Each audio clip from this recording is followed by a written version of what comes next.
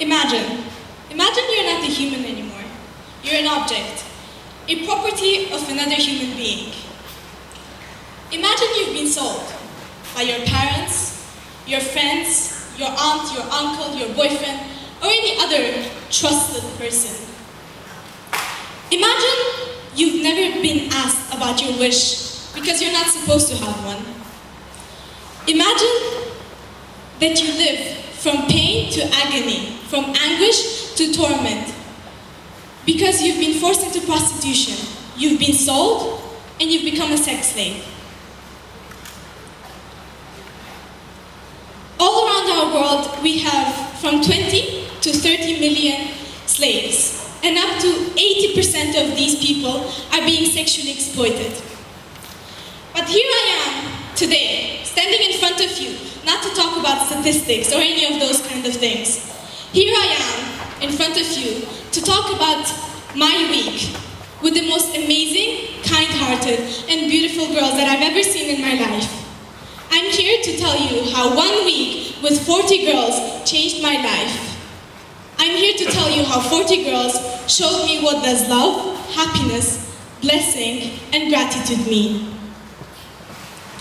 February 2014, a group of students from Lee Pochon United World College traveled to Cambodia.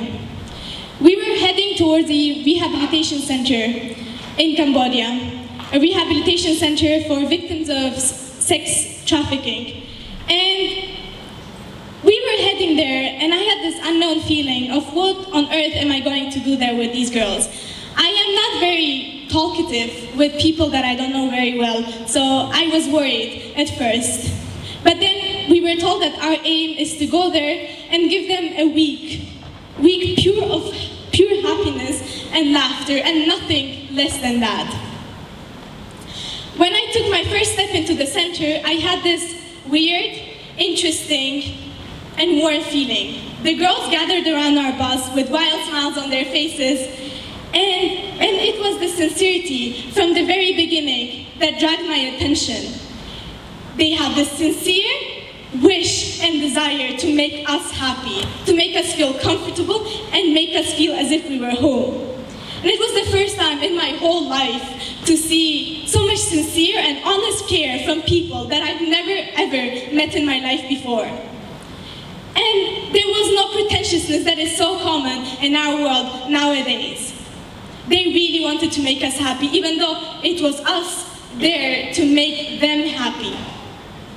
I looked at these girls and I thought, God, they seem so strong and they're so beautiful. And I started questioning myself, and I questioned and questioned. And it was the question of how. How on earth do you find that something disgusting within yourself that you allow yourself to rape and torture another human being? Why? Why on earth would you do such things?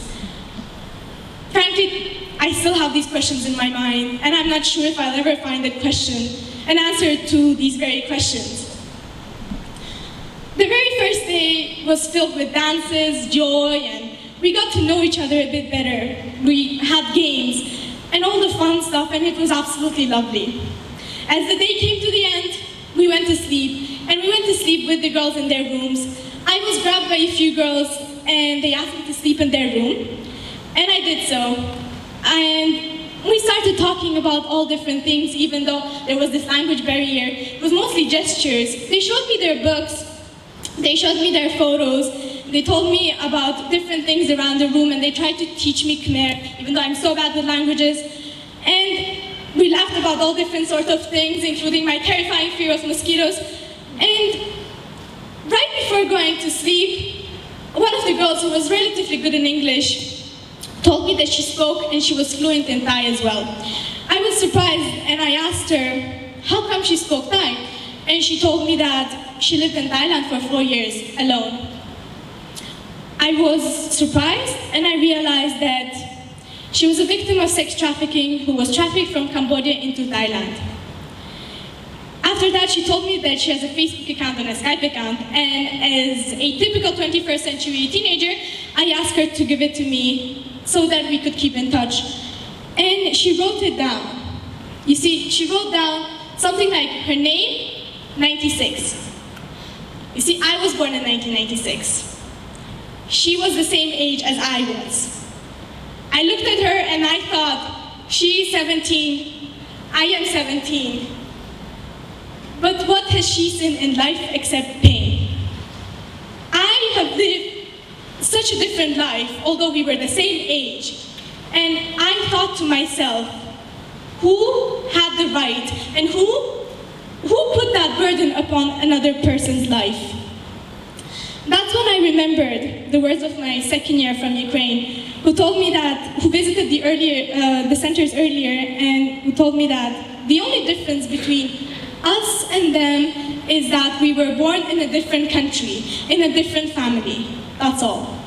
They're knowledgeable, talented, and beautiful, but they've seen nothing in life except pain, and the pain that they do not deserve. And they've been through something that we all try to never ever think about when we live our ordinary lives. But that's not all. When we were in the centers, we ran a few therapies under the supervision of the therapists, and it was art therapy and drama therapy.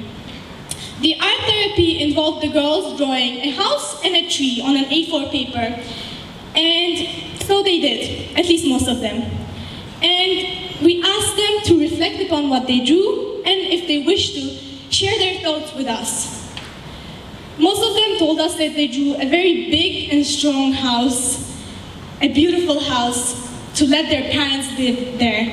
And they told us that they want their parents to be proud that they were able to construct and build a house for them, for their family. About the tree, most of them drew not just a single tree, but a bunch of them, a stack of trees. And they constructed a sort of a wall of trees. And the image was supposed to represent their wishes for a future, and you could see how desperate and how much they wanted protection and safety. That's what they were lacking, and that's what they wanted. By the end of the session, one of the girls who felt very emotional came up to me. She asked the translator to tell me that she was grateful for this opportunity, that in her life, never ever has she been asked about her wish. She's never been asked to draw what she wanted, what she liked, and what she was desiring for. And it was the first time that we did.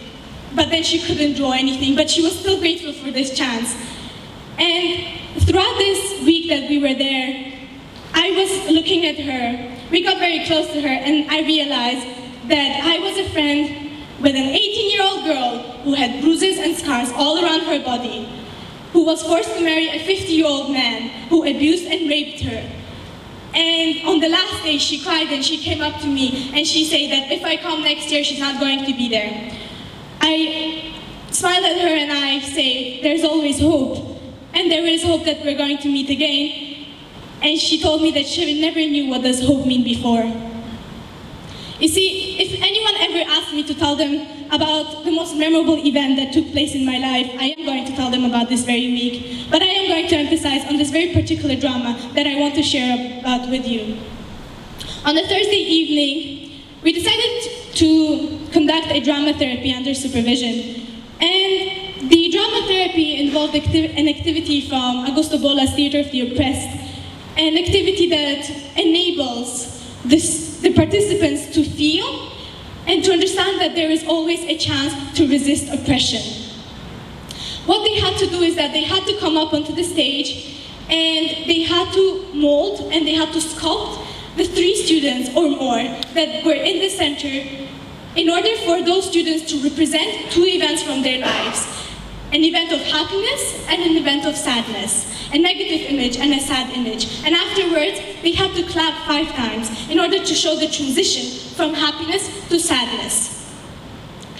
So we began. The girls started coming up one by one, showing all fascinating images. And we could see that every single image of happiness involved their happy families. Family was the most important things for them. Family and parents. All they wanted was to make their parents proud, make their parents happy. And yet, family was also involved in the negative images. Almost every single image involved a father who was either hitting them or not believing in them. A mother, again, having absolutely no belief in them. And all those relatives who brought violence into their lives. But then there was another image that showed that all of these girls were wishing and desiring to escape the reality that they were living in because the reality was way too painful. One of the girls came up onto the stage and she sculpted a dancing image. And when I asked her why did she feel joyful when she danced, she told me that's a way for her to escape her nightmares, to go away from what her daily life is, to forget about it for at least a few seconds. But then the turning point came a bit later. One of the brothers of the girls who lived in the center, he was 10, but literally he looked as if he was 2. He volunteered to come up and he decided to show us what he feels and what does happiness and sadness represent for him. During the happy image, he asked one of my friends to hug another sculptor and another student.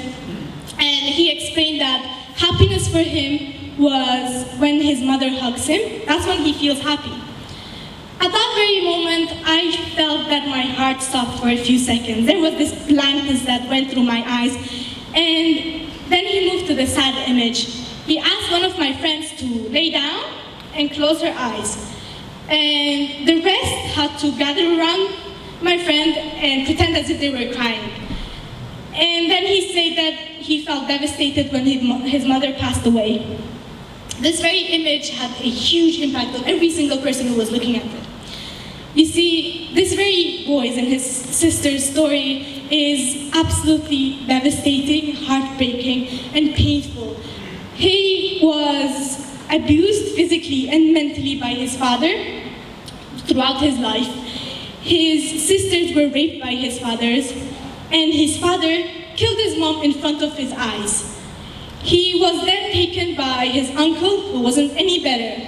And here we were facing a little boy who looked as if he was 2, with a broken jaw, a deformed face, but with such a courageous heart that inspired the other girls to come up onto the stage and to represent the other part of their stories. And so they did. The girls came up one by one, trying to show what deaths were like in their lives. They started showing one death after another. Their parents, their siblings, their friends, their relatives, all their beloved ones who passed away, who changed their lives in such way. And then it came to a point when the last girl came up onto the stage. The last girl was one of the most traumatized ones out of all of the rest. And she came up and she said that she's going to represent the happy image and then the sad.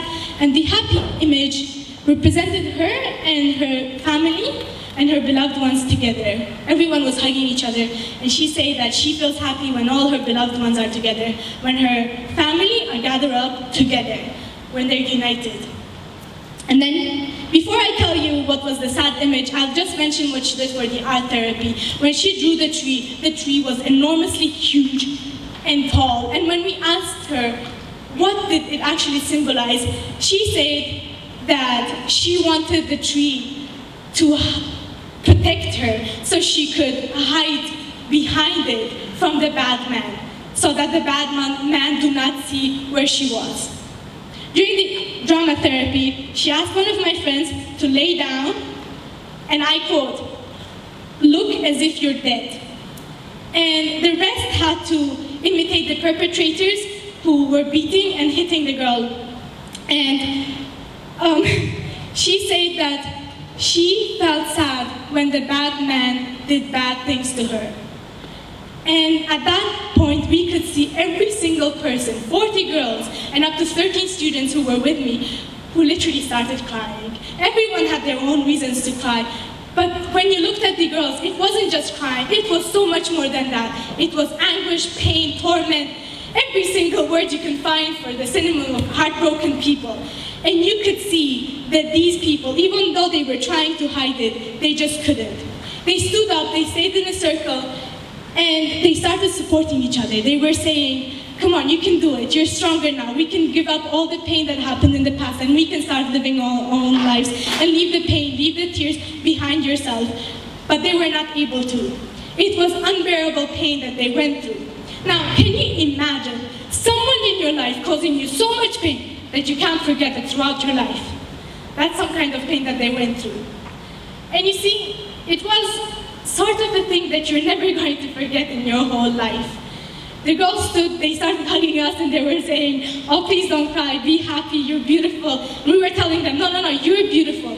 They would be, no, you're beautiful. And we would always argue about that. And what I did was that I would say, yeah, I am beautiful, I'm okay, but you're gorgeous. And they would never believe that until the very end. The week, this memorable week, ended with shared hopes, warm goodbyes, and hugs.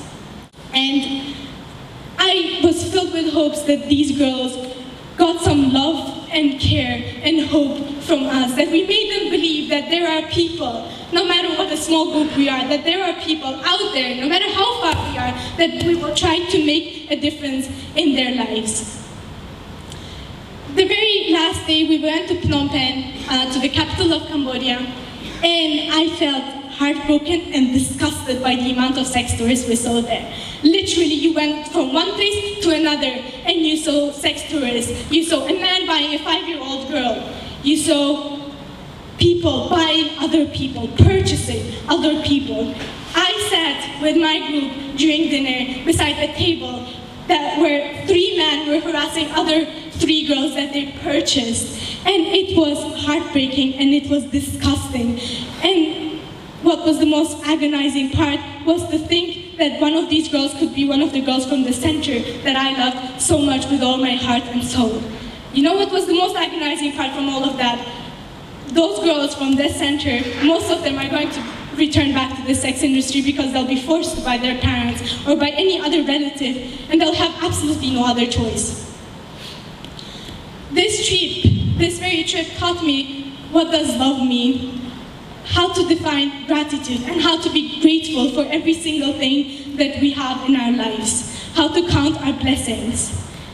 Now, as one of my friends from my group told me, now we can put a real face, a real image onto all those trafficking-related statistics that we have from all the media.